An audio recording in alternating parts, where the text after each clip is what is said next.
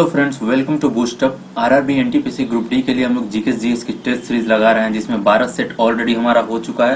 13 number set को आज हम लोग को कंटिन्यू करना है। जो लोग चैनल पर नए होंगे पहले चैनल को सब्सक्राइब कर देंगे और वीडियो को स्टार्ट करने से पहले वीडियो को लाइक भी कर देंगे। शुरू करते हैं आज का हम अपना मल्टीपल चॉइस क्वेश्चन। ठीक है, जो जिन लोगों को आंसर पता होगा कमेंट बॉक्स में आंसर जरूर करेंगे। और देखिए आप लोग प्रीवियस ईयर से क्वेश्चन मैच कीजिएगा, काफी हद तक मिलेगा क्वेश्चन। आज अभी क्वेश्चन हमारे केमिस्ट्री ओरिएंटेड है। ठीक है, देखते हैं आज का फर्स्ट क्वेश्चन। निम्न में कौन कार्बन के अपरूप है? हीरा है, फ्लोरीन है, ग्रेफाइट है या सभी है? जिन जिन को आंसर पता होगा कमेंट बॉक्स में करेंगे और लास्ट में अपना स्कोर जरूर शेयर करेंगे। तो ये होता है सभी होता है, हीरा, फ्लोरीन, ग्रेफाइट सारा ये कार्बन का अपरूप होते हैं। निम्न में से एल्कोहल पेय के लिए कौन सा एल्कोहल पेय के लिए उपयुक्त होता है बताना है। जो एल्कोहल हम लोग ड्रिंक के फॉर्म में लेते हैं वो कौन सा एल्कोहल होता है? मिथेनॉल, इथेनॉल, हेक्सेनॉल या प्रोपेनॉल होता है? वह इथेनॉल होता है या उसको इथाइल एल्कोहल कहा जाता है।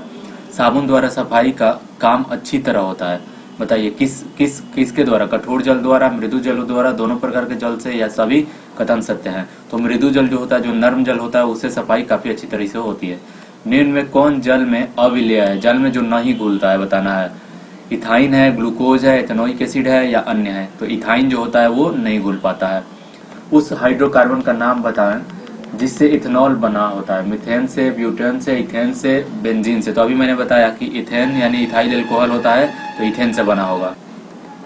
नेक्स्ट है रबर निम्न में किसका बहुलक है? आइसोप्रीन, प्रोप्रीन, एथिलीन या एसिटिलीन का है? तो ये आइसोप्रीन का बहुलक होता है। क्वेश्चन बहुत बार रिपीट किया एग्जाम में ये सब। तेल लगा कागज होता है, बताइए कागज किस तरह का होता है जिसमें तेल लगा जाए? परवासक होता है, अपारदर्शक होता है, पारदर्शक होता है या इनमें से कोई नहीं? तो वह अपारदर्शक होता है। ठीक है, एक ही प्रकार के परमाणुओं से मिला बना पदार्थ को क्या कहते हैं? एक ही तरह के परमाणुओं से मिलकर जब बनता है तो वो एकदम जो एकदम प्योर रूप होता है उसको क्या कहेंगे? यौगिक कहेंगे, मिश्रण कहेंगे, द्रव कहेंगे या तत्व कहते हैं? तो एलिमेंट होता है वो। एलिमेंट आप लोगों को पता होगा, हाइड्रोजन, हीलियम, लिथियम, प्रोलियम, ये जितने भी 118 एलिमेंट हैं, ये एक तरह के जो है परमाणुओं से मिलकर बना हुआ पदार्थ होता है। तो यह एक तरह का तत्व होता है और एक से ज्यादा तत्वों को एक साथ मिला देते हैं तो वो यौगिक बन जाता है। ठीक है। अब देखिए, दो या दो से अधिक तत्वों के मात्रा में विचार से निश्चित अनुपात में संयोग करने से बना पदार्थ क्या कहलाता है? यौगिक, मिश्रण, द्रव या तत्व? तो अभी मैंने बताया वो तत्वों का यौगिक कहलाएगा। ठीक है, दो या दो से अधिक शुद्ध पदार्थ हो, यहाँ पे पदार्थ का बात हो रहा है, किसी भी अनुपात में मिला दीजिए। दो शुद्ध पदार्थ है, किसी भी अनुपात में मिला दीजिए तो वो क्या चीज होगा बताइए? जैसे मान लीजिए दूध पानी को मिला दीजिए तो किसी भी अनुपात में मिलाइए, वो क्या बनेगा? द्रव, ठोस, मिश्रण या गैस? तो वह एक तरह का मिश्रण बन जाता है। ठीक है, निम्नलिखित में से कौन सा धातु होते हैं कि विद्युत का कुचालक है? बताएं इसमें से कौन सा धातु होते हुए भी विद्युत का जो है वो क्या है? कंडक्टर है, यानी बैड कंडक्टर है। लेड है, टीन है, कॉपर है या निकेल है? तो लेड जो होता है वो मेटल है, लेकिन वो इलेक्ट्रिसिटी के लिए वो कुचालक होता है। निम्नलिखित में कौन एक यौगिक है? अमोनिया है, ओजोन है, वायु है या पारा है? तो देखिए ओजोन का फॉर्मूला क्या होता है? आप लोग पढ़े होंगे, O3 को ओजोन कहते हैं। तो ये तो एक ही तरह का, यानी ये एक तरह का क्या है? ये एलिमेंट ही हो गया। ठीक है, यहाँ पे ओजोन तो होगा नहीं। वायु क्या होता है? O2 ऑक्सीजन होता है, ये एलिमेंट होता है। पारा क्या होता है? Hg जो हमारा होता है, Hg एक तरह का क्या है? एलिमेंट ही है। ये यहाँ पे अमोनिया बात करें तो अमोनिया क्या होता है? देखिए NH3 होता है। NH3 अमोनिया का फॉर्मूला होता है। ठीक है, NH3। तो NH3 एक तरह का यौगिक होता है। ठीक है, निम्नलिखित में से किस पदार्थ में ऑक्सीजन नहीं है? मिट्टी का तेल, कांच, रेत या सीमेंट? तो मिट्टी के तेल में ऑक्सीजन नहीं पाया जाता है। वायु क्या होता है? यौगिक होता है, मिश्रण होता है, द्रव होता है या विलयन होता है? तो एक मिश्रण होता है वायु जो होता है। स्टेनलेस स्टील क्या है? यौगिक है, तत्व है, ठोस है या मिश्रण है? स्टेनलेस स्टील जो होता है एक तरह का मिश्रण होता है, मिश्र धातु होता है। पदार्थ का चतुर्थ अवस्था क्या है? प्लाज्मा है, तरल है, गैस है या ठोस है? तो जो चौथा अवस्था है वो प्लाज्मा है। ठीक है, नेक्स्ट है विरंजक चूर्ण क्या होता है? तत्व है, यौगिक है, मिश्रण है या विलयन है? तो विरंजक चूर्ण डेफिनेटली वो एक तरह का यौगिक होगा। विश्व का प्रत्येक पदार्थ अत्यंत सूक्ष्म कणों से मिलकर बना होता है। ठीक है, यह सर्वप्रथम किसने कहा था? रदरफोर्ड ने, डाल्टन ने, कनाद ने या इनमें से कोई? तो सबसे पहले कनाद बताए हुए थे ये चीज। किस वैज्ञानिक ने परमाणु सिद्धांत की खोज की थी? जॉन डाल्टन ने, मैडम क्यूरी ने, रदरफोर्ड ने या इनमें से कोई नहीं? तो जॉन डाल्टन का परमाणु सिद्धांत आप लोग पढ़े होंगे। परमाणु विद्युतक क्या होते हैं? परमाणु विद्युतक क्या होते हैं बताइए? ऋणात्मक होते हैं, धनात्मक होते हैं, द्विधनात्मक होते हैं या उदासीन होते हैं? तो देखिए ये परमाणु जो होते हैं वो क्या होते हैं? उदासीन होते हैं, वो विद्युत का अगर देखा जाए तो। इलेक्ट्रॉन का खोज किसने किया था? जॉन डाल्टन ने, थॉमसन ने, रदरफोर्ड ने, या इनमें से कोई नहीं? तो जे थॉमसन किए थे, ऑप्शन बी इसका करेक्ट आंसर होगा। प्रोटॉन का खोज किसने किया हुआ था? मैडम क्यूरी ने, फैराडे ने, रदरफोर्ड ने, या जॉन डाल्टन के द्वारा किया गया था? तो ये रदरफोर्ड के द्वारा किया गया था। ठीक है, नेक्स्ट है न्यूट्रॉन की खोज किसने की? चैडविक ने, न्यूटन ने, फैराडे ने। तो जेम्स चैडविक के द्वारा न्यूट्रॉन का खोज किया गया था। परमाणुविक नाभिक किसने खोजा था? देखिए, नाभिक का खोज, न्यूक्लियस का खोज किसने किया था? एटॉम। ठीक है, थॉमसन ने, रदरफोर्ड ने, चैडविक ने, या जॉन डाल्टन ने? तो रदरफोर्ड के द्वारा नाभिक का खोज किया गया था। निम्नलिखित में से किस परमाणु के नाभिक में न्यूट्रॉन नहीं होते हैं? हीलियम में, ट्रिटियम में, हाइड्रोजन में, या लिथियम में? तो हाइड्रोजन में आप लोग को पता होगा कि परमाणु भार एक ही होता है हाइड्रोजन का, तो उसमें सिर्फ एक प्रोटॉन होगा, न्यूट्रॉन नहीं होता है। इलेक्ट्रॉन के तरंग प्रकृति की खोज सर्वप्रथम किसने की थी? डी ब्रोगली ने, रदरफोर्ड ने, थॉमसन ने, या लिनियस ने? तो डी ब्रोगली इक्वेशन हम लोग पढ़े हैं, इलेक्ट्रॉन की तरंग प्रकृति का खोज किया गया था। डाल्टन के परमाणु सिद्धांत के अनुसार कौन सा सबसे छोटा कण स्वतंत्र रूप से रह सकता है? अणु है, धनायन है, परमाणु है, या ऋणायन है? तो एटम जो होता है, जो परमाणु होता है, वो फ्री अवस्था में, मुक्त अवस्था में रह सकता है। न्यूट्रॉन और प्रोटॉन के संख्याओं के योगफल को क्या कहते हैं? जहां पे अगर बात हो a इज इक्वल टू क्या होता है? a इज इक्वल टू आप अगर बात करें तो n प्लस पी कह सकते हैं हम लोग, न्यूट्रॉन और प्रोटॉन की संख्या। ठीक है, और प्रोटॉन की संख्या जो होती है वो किसके संख्या के बराबर होती है? वो जेड यानी परमाणु संख्या के बराबर होती है। तो ये मास नंबर यानी परमाणु संख्या होता है, सॉरी यहाँ पे द्रव्यमान संख्या होता है। ऑप्शन नंबर 20 का करेक्ट आंसर होगा। नेक्स्ट है किन किरणों के प्रकीर्णन से नाभिक के आकार का आकलन किया जा सकता है? तो ये अल्फा किरण होता है, अल्फा कण होता है। ठीक है, किरण नहीं, अल्फा कण। नेक्स्ट है, मतलब किरण नहीं होता है वो। परमाणु भार का अंतरराष्ट्रीय मानक क्या है? बताइए। H1 से लिया गया है, N15 से लिया गया है, O16 से, या C12 से? तो परमाणु भार बेसिक C12 से लिया गया है। ठीक है, इसी के बेस पे निकाला जाता है।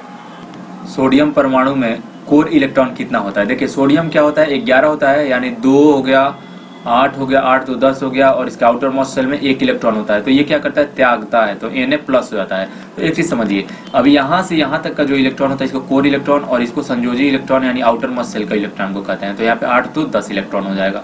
ठीक है, ऐसे ही आप लोग करके किसी का भी निकाल सकते हैं अगर उसका परमाणु संख्या पता हो तो। नेक्स्ट है अनिश्चितता के सिद्धांत का प्रतिपादन किसने किया था? हाइजेनबर्ग ने, पाउली ने, रदरफोर्ड ने, या ट्रिवेरेंस के द्वारा किया गया था? तो ये हाइजेनबर्ग के द्वारा किया गया था। ठीक है, नेक्स्ट है किसी तत्व की रासायनिक प्रकृति निर्भर करती है इलेक्ट्रॉन पे, न्यूट्रॉन पे, संयोजी इलेक्ट्रॉन पे, या प्रोटॉन पे करती है? तो ये संयोजी इलेक्ट्रॉन, जो कि आउटर मोस्ट शेल में जो इलेक्ट्रॉन होता है उसको संयोजी इलेक्ट्रॉन कहते हैं। ठीक है, जिसको वैलेंस इलेक्ट्रॉन भी कहा जाता है। रेडियो सक्रियता की खोज सर्वप्रथम किस वैज्ञानिक के द्वारा किया गया था? हेनरी बैक्यूरेल, आयरिन क्यूरी के द्वारा, मैडम क्यूरी के द्वारा, या इनमें से कोई नहीं? तो हेनरी बैक्यूरेल ने पहली बार रेडियो सक्रियता का खोज किया था। ठीक है, और रेडियम का खोज जो किए थे वो मैडम क्यूरी के द्वारा किया गया था। ठीक है, रेडियो सक्रियता की इकाई क्या है? फार्मी है, क्यूरी है, कैंडेला है, या इनमें से कोई नहीं? तो ये क्यूरी होता है। ठीक है, नेक्स्ट है अल्फा और बीटा किरणों का खोज किसने किया था? विलार्ड ने, डाल्टन ने, फैराडे ने, या रदरफोर्ड ने? तो इसका correct answer option number D हो जाएगा। रदरफोर्ड के द्वारा ही अल्फा और बीटा दोनों किरणों का खोज किया गया था। एक्सरे किरणों का खोज किसने किया था? फैराडे ने, न्यूटन ने, रदरफोर्ड ने, या इनमें से कोई नहीं? तो फैराडे ने अल्फा जो था ये सॉरी फैराडे ने एक्सरे किरण का खोज किया था। और एक और चीज, एक्सरे मशीन का बात आएगा तो आप लोग क्या करेंगे? रॉन्टगन मारेंगे। निम्नलिखित में किसके उत्सर्जन से संभारिक यानी संभारिक को आइसोबार कहते हैं का निर्माण होता है? एक्सरे किरण गामा से, बीटा से, या अल्फा से? तो बीटा किरण से होता है। ठीक है, निम्नलिखित में से किस में ऋणात्मक आवेश होती है? बताना है। ऋणात्मक यानी निगेटिव किस में होता है? अल्फा में, गामा में, एक्सरे में, या बीटा में? तो देखिए, अल्फा पॉजिटिव, बीटा जो होता है निगेटिव होता है, गामा में कोई आवेश नहीं होता है। ठीक है, याद रखिएगा इस चीज को। निम्नलिखित में से किस किरण की वेदन क्षमता सबसे अधिक होती है? अल्फा की, गामा की, बीटा की, या इनमें से कोई नहीं? क्वेश्चन बहुत बार पूछा है एग्जाम में, तो गामा किरण की होती है। परमाणु बम का आविष्कार किसने किया था? रदरफोर्ड ने, ऑटो हन ने, मैडम क्यूरी ने, या रदरफोर्ड और मैडम क्यूरी मिलकर किए थे? तो ये ऑटो हन के द्वारा किया गया था। ठीक है, परमाणु शक्ति संरक्षण किस सिद्धांत पर काम करता है? यानी परमाणु जो बम होता है वो किस संरक्षण पे काम करता है? तापीय दहन पे, संलयन पे, विखंडन पे, या इनमें से कोई नहीं? तो ये विखंडन पे काम करता है। ठीक है, मतलब एक बड़ा सा जो न्यूक्लियर होता है, नाभिक होता है, वो ब्लास्ट करते हैं। ठीक है, और वो छोटे छोटे नाभिक का क्या निर्माण करते हैं, उसको नाभिकीय विखंडन कहा जाता है। और नाभिकीय संलयन का अगर बात करें, जैसे सूर्य में होता है नाभिकीय संलयन, उसमें छोटे छोटे नाभिक मिलकर एक बड़े नाभिक का निर्माण करते हैं। कार्बन डेटिंग निम्नलिखित में से किसकी आयु निर्धारित करने में प्रयुक्त होती है बताइए? पौधे की, चट्टान की, जीवाश्म की, या इसमें से कोई? तो जो कार्बन डेटिंग विधि होती है वो जीवाश्म के लिए उपयोगी होती है। जीवाश्म विधि जीवाश्म का आयु पता लगाया जाता है। हाइड्रोजन के समस्थानिकों की संख्या कितनी है? तो हाइड्रोजन के 3 समस्थानिक होते हैं। कौन कौन सा होता है? पहला होता है हमारा देखिए प्रोटियम, ड्यूटेरियम और ट्रिटियम होता है। ठीक है। सर्वाधिक संख्या में समस्थानिक किसके पाए जाते हैं? सबसे ज्यादा समस्थानिक यानी आइसोटॉप किसका होता है? लेड का, यूरेनियम का, पोलोनियम का या हाइड्रोजन का? तो पोलोनियम का होता है। टोटल होता है 27। ये भी याद रखना, एग्जाम में पूछ सकता है कि पोलोनियम का समस्थानिक कितना होता है? तो 27 होता है। निम्नलिखित में से किस यौगिक की आकृति चतुष्फलकीय होती है? जल का, अमोनिया का, एसिटिलीन का या कार्बन टेट्राक्लोराइड यानी सीटीसी का? तो सीटीसी का ही होता है, कार्बन टेट्राक्लोराइड का ही। नेक्स्ट है निम्नलिखित यौगिकों में किसमें आयनिक बंधन नहीं है बताना है। देखिए कैल्शियम क्लोराइड का अगर बात करें तो Ca जो होता है, कैल्शियम क्लोराइड में Ca जो होता है प्लस होता है, क्लोराइड यानी CaCl2 होता है तो Cl माइनस हो जाता है। यहाँ पे मीथेन होता है CH4 जिसमें क्या होता है? कोवैलेंट बॉन्ड होता है। सोडियम क्लोराइड NaCl होता है, Na प्लस और Cl क्या हो जाता है? माइनस हो जाता है। तो ये मीथेन इसका सही हो जाएगा। इसमें आयनिक बॉन्ड नहीं, कोवैलेंट बॉन्ड होता है। याद रखें इस चीज को। इलेक्ट्रॉन त्यागने की प्रवृत्ति क्या कहलाती है? अगर कोई एलिमेंट है वो इलेक्ट्रॉन का त्याग कर रहा है तो इसका मतलब उसको क्या कहेंगे? उसको ऑक्सीडेशन कहा जाता है, ऑक्सीकरण उसको कहा जाता है। ठीक है।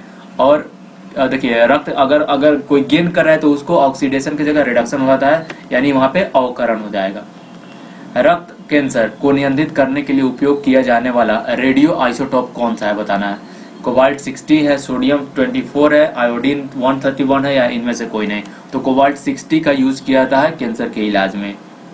लोहे पर जंग लगना किसका उदाहरण है? पहले से एक चीज ध्यान में रखें कि लोहा पे जंग जो लग जाता है वो एक रासायनिक प्रक्रिया होता है। जस्तीकरण होता है, बहुलीकरण होता है, ऑक्सीकरण होता है या अभिप्रेरण होता है। तो ये ऑक्सीडेशन होता है, ऑक्सीकरण के चलते जंग लग जाता है। इसीलिए गैल्वेनाइजेशन प्रोसेस का यूज किया जाता है। उस पे जिंक का, किसी भी लोहे पे जिंक का एक कोटिंग कर दिया जाता है ताकि जंग नहीं लगे।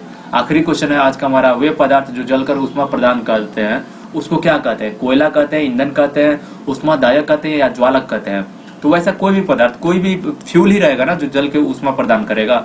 हम लोग कोई चीज जलाते हैं उष्मा के लिए तो क्या होता है? वो एक तरह से फ्यूल, हम लोग उसको कहते हैं ईंधन कहते हैं। ठीक है। तो ये थे आज के हमारे टोटल क्वेश्चंस। अगर वीडियो अच्छा लगा है तो प्लीज वीडियो को लाइक कर दें, शेयर करें, सब्सक्राइब करें, बेल का आइकन दबाएं ताकि आपको लेटेस्ट नोटिफिकेशन मिल जाए। ठीक है। मिलते हैं नेक्स्ट सेशन में। Bye, thank you for watching.